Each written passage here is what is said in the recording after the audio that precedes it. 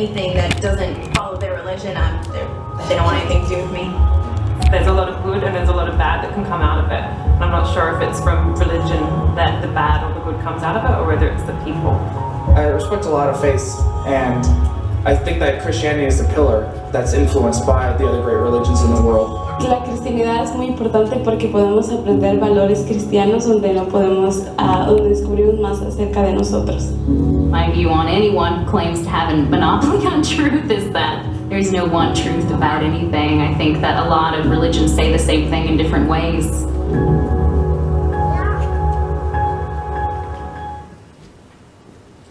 Well, did you hear the one common theme in those statements? Religion. And Kat hit the nail on the head. Christianity, the religion, is too narrow. I mean, think about it. In your bulletins, there are some questions, and I want you guys to help me today. Christians don't. Give me something that Christians don't do. Come on, don't be shy. Smoke, swear, okay? Drink. What? Tattoos, yes. I grew up in a very conservative environment. My grandfather was a pastor.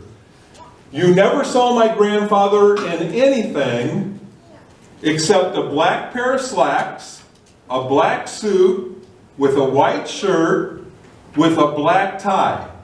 If he was working in his garden, he'd take the suit jacket off, but he'd tuck the tie into his shirt and work, because as a Christian preacher, that's how you should dress. You didn't cook on Sunday, because Christians don't do that. It's the Lord's Day. It's a day of rest. So you couldn't even, you cook your food on Saturday night and eat the fried chicken cold, which is okay if it's leftovers, and countless other things. There were many times as a kid, a teenager probably more so, that I would get scolded by him because I would go out and do something horrible on a Sunday. You guys want to know what it is, don't you? Basketball? I would shoot a basketball. Oh, that's work. You're not supposed to work on Sundays. Christians don't do things. That's what religion says. What are some things that Christians do? Smoke, swear, drink. Oh, come on. All of you have done it today. Where are you at? You come to church. Pray. You pray. Read your Bible. Read your Bible. Go to a Bible study. But those are things of the Christian religion. Christianity, the definition of it is pertaining to, believing in, or belonging to the religion based on the teachings of Jesus Christ. And then I added this, as interpreted by man. I think of the Pharisees in the Old Testament, or in the New Testament, how they took the Old Testament and took the few laws that were given and they expanded them so that you knew exactly how far you could walk on the Sabbath without sinning, or countless other things. The religion Christianity is narrow, but following Christ is not.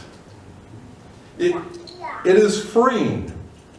And so often I've heard this, because we're taking up the question, is Christianity too narrow? I've heard the statement, you Christians are so narrow-minded. How can you claim there's only one way to God when there are so many religions? There's that word again, so many religions. If a religion teaches it has absolute truth, then those who follow that religion are absolutely right and everyone else is wrong, which screams exclusiveness. I'm right, you're wrong.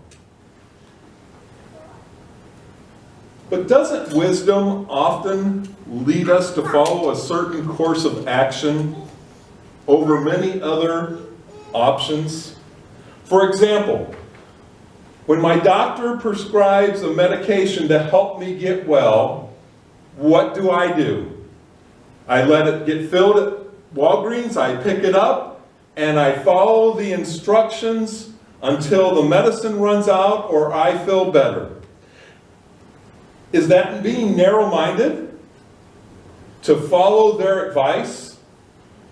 I mean, there are psychic healers who would say, oh no, we can do it this way. There are tribal witch doctors who would say, no, you should do this. There are people that practice holistic medicine that would say, no, you should take this course of action. The question is, who has credentials we can trust?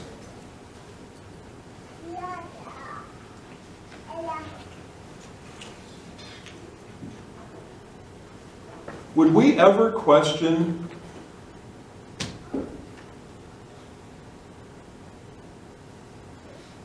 gravity?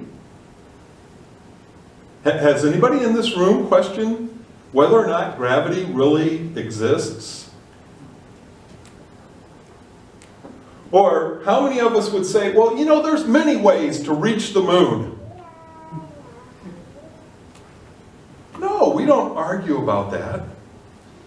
And when you think about the question that Christianity is too narrow, it's not an argument with us. It's not an argument with you or me. It's an argument against what Jesus Christ said.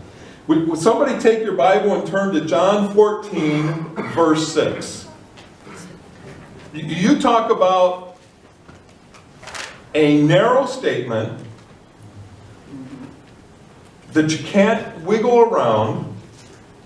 Just whoever gets it, read it out. John 14, 6.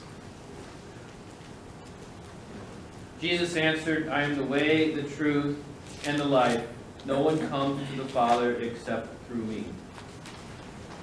That's kind of narrow, isn't it? I am the way, not a way. I am the way, I am the truth, and I am the life. No one comes to the Father except through me.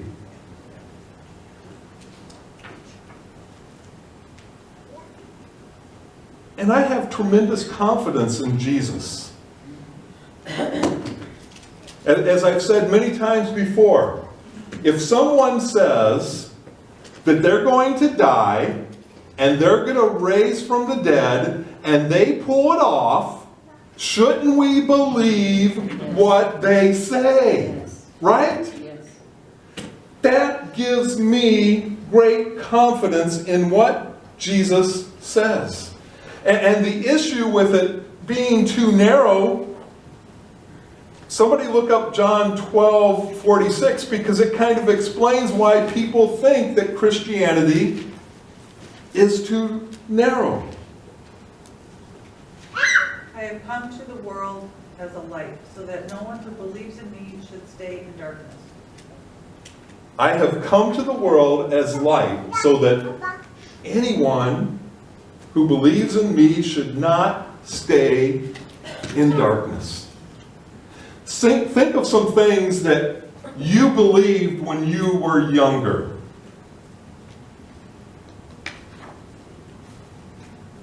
That once you became enlightened, you know, like, man, if I made as much as you and Mom did,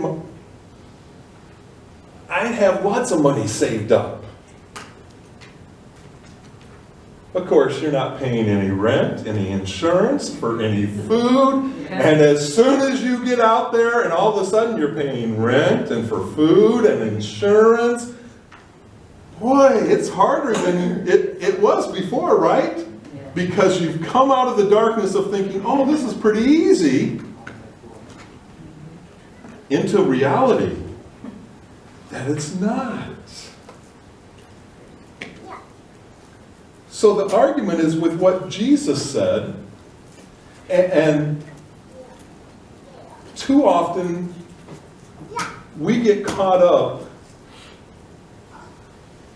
in the what instead of the who. Because the what is easy. I think of the story of Jesus when they brought a woman caught in adultery. That's the what. And what should have happened to her? She should have been stoned. That's what the rules were that they had decided and made up and came to agreement on. And instead,